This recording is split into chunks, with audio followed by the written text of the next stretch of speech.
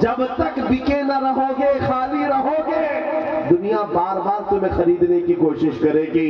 ایک بار تمہارے نام کے ساتھ یہ تھپا لگ جائے، یہ بازار مصطفیٰ میں بکا ہوا ہے، بڑے سے بڑا کروڑ پتی بھی تمہارے قریب آنے سے خوف کھائے گا، ڈرے گا کہ اب اس کو خریدنا آسان نہیں ہے۔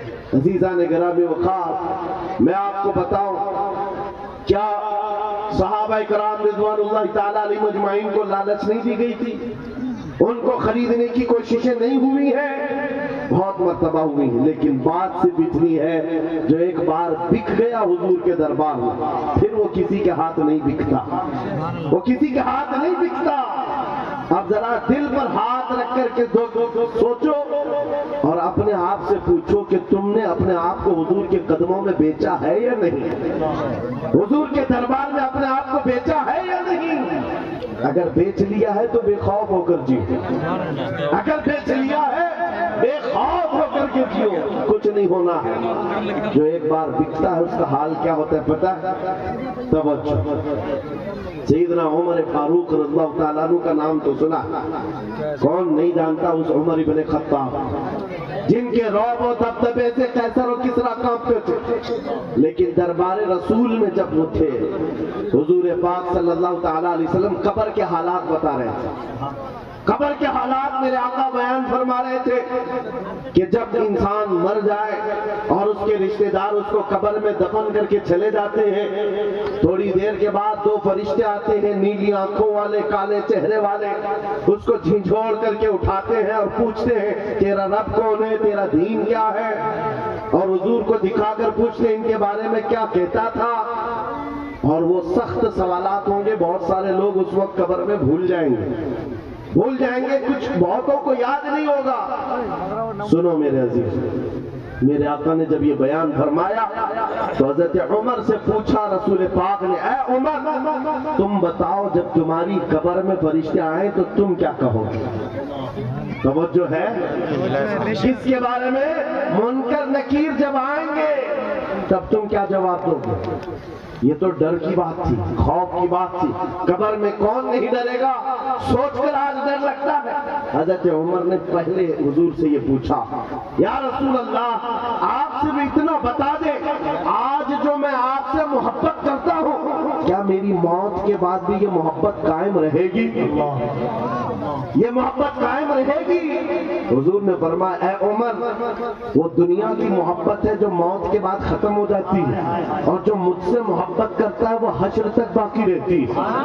تب حضرت عمر نے کیا کہا، مجد میں آ گئے، خوشیوں میں آ گئے، کہا یا رسول اللہ پھر خوف کس بات کا، اگر آپ کی محبت میرے ساتھ ہے قبر میں بھی تو منکر نکیر کو میں خود نپٹ لوں گا، میں خود نپٹ لوں گا۔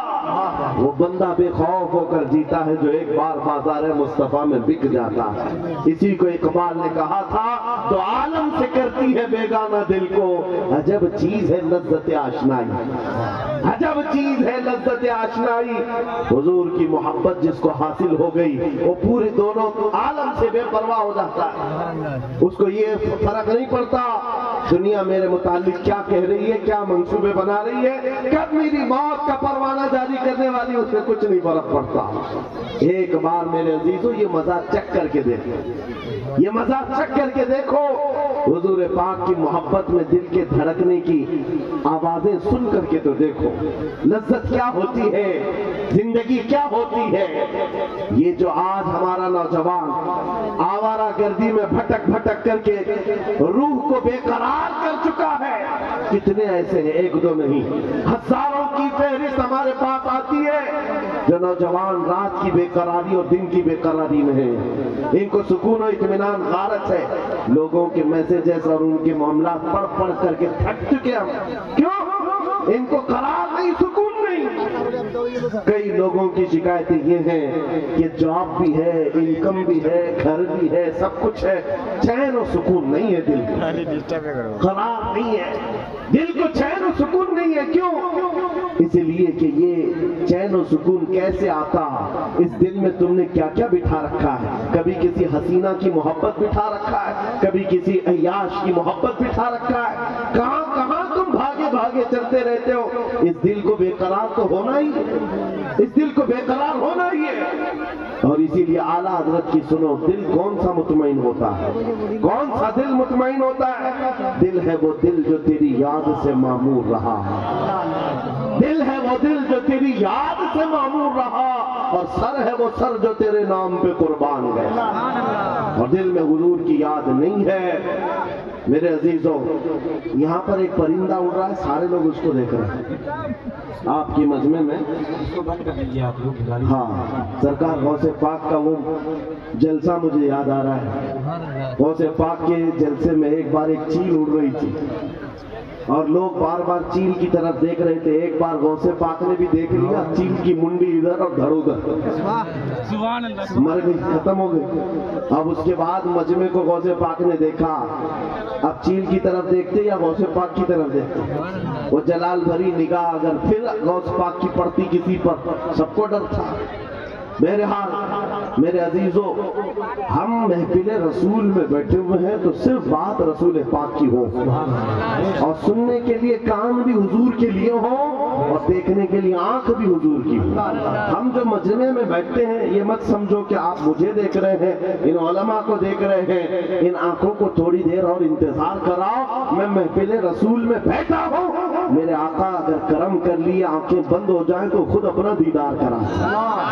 नारे तकबीर, और जरा मोहब्बत से नारे तकबीर, नारे रिसालत, अज़मत इस्लाम कॉन्फ्रेंस।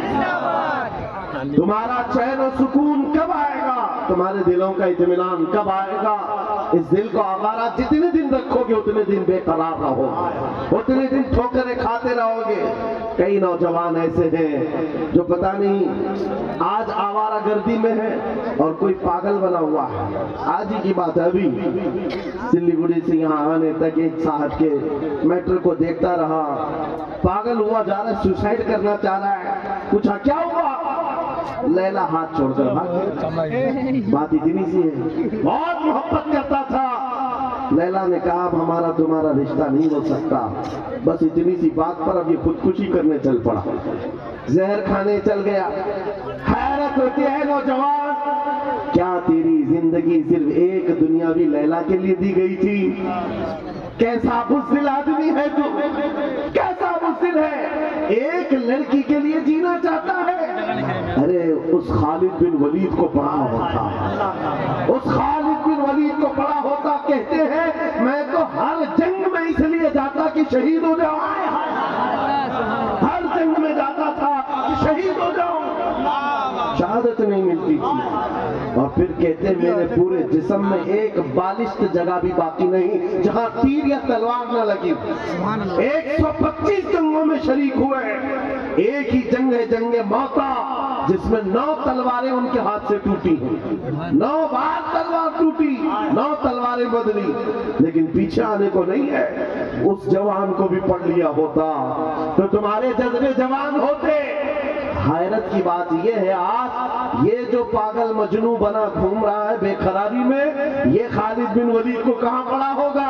ये हॉलीवुड और बॉलीवुड को देखा होगा, और यहाँ के मुजरे करते हुए टिकटॉक पर नाचने वालों को देखा होगा। इसीलिए तेरे दिल की बेकरारी आज इतनी बढ़ गई है। जब तेरे दिल को करार आना हो तो सिर्फ एक ही जगह से आता है, उनके निसार कोई कैसे ही रंज में हो, उनके निसार कोई कैसे ही रंज में हो, जब याद आ गए हैं सब गम भुला दिए, उनकी महक ने दिल के गुंचे खिला दिए हैं, जिस राह चल दिए हैं कूचे बसा दिए। सहाबा की वो मोहब्बत तो देखो अजीजा ने गिरामी वक़ार, जो बाजार मुस्तफा में बिक जाता है उसका करार भी नबी पाक की जात से, और ये वो करार है जो दुनिया में भी मिलना है, खबर में भी मिलना है और हशर में भी मिलना है। आला हजरत को देखो, कई जगह कई मर्तबा तुम्हारे साथ ऐसे हालात आएंगे, 2 चीजों से बार बार तुम्हें दुनिया खरीदती है, एक औरत, दूसरे दौलत। नौजवानों को खरीदने के लिए 2 चीजें बहुत ज्यादा, औरत और दौलत। तुम्हारे सामने हुस्न का शबाब लाकर रख दिया जाए और कभी दौलत के सिक्के। ऐ नौजवानों, इसीलिए मैं कहता हूं एक बार अपने आप को बाजार मुस्तफा में बेच, بک جاؤ بازار نبی میں، بے دام ہی بک جائیے بازار نبی میں، اس شان کے سودے میں خسارے نہیں ہوتے، اس شان کے سودے میں خسارے نہیں ہوتے۔ مدینے کا ایک نوجوان ہے، مجھے تو یہاں آپ کے اس سبرام پور میں بتایا گیا کہ یہ مجمع صبح تک بیٹھنے والا ہے۔